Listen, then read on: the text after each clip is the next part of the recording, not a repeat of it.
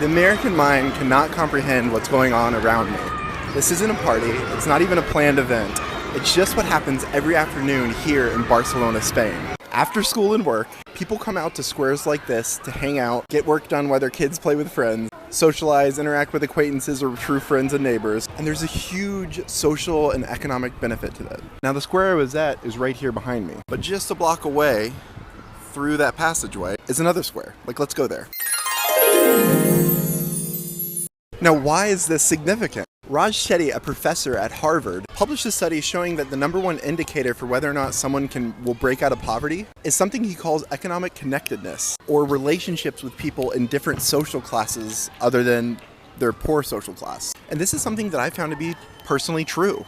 It was my rich friends' parents who asked me about the SATs and whether or not I was study for them, or what college I thought I was going to, and helped me become more future-oriented. Now in America, we have a loneliness epidemic, and part of it is due to our built environment. You see, these public squares are an example of what some people call third places. They're not work, your first place, they're not home, your second place, but they're a third place where you interact with acquaintances and friends. In America, these third places are dwindling as religion and church is having less a significant impact in Americans' lives, but also third places are disappearing because of zoning laws, which keep separating the different types of activity that you have in a city to the point of every activity has to be intentionally planned.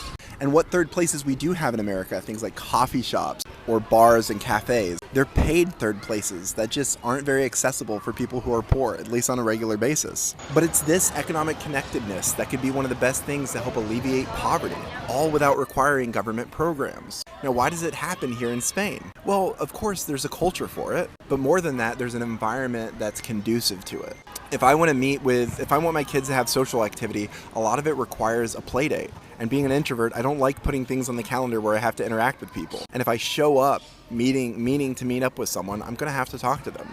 But here, I could put my head down at a cafe, order a beer while my kid plays 20 feet away. In fact, we witnessed this at a square the other day. We got there for dinner, it was full of kids teeming with life, and we gradually saw the demographics change until it was just older people at night enjoying the bar. And later on, I walked by one of these squares at 11 p.m. on a weekday, and it looked like this.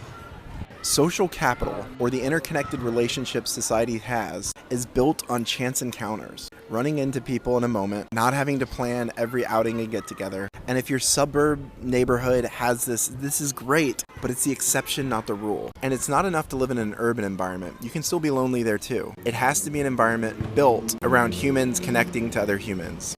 Even transit in this type of city is one in which you'll run into people. So yeah, there's a loneliness epidemic, but other places are doing better, and we could too.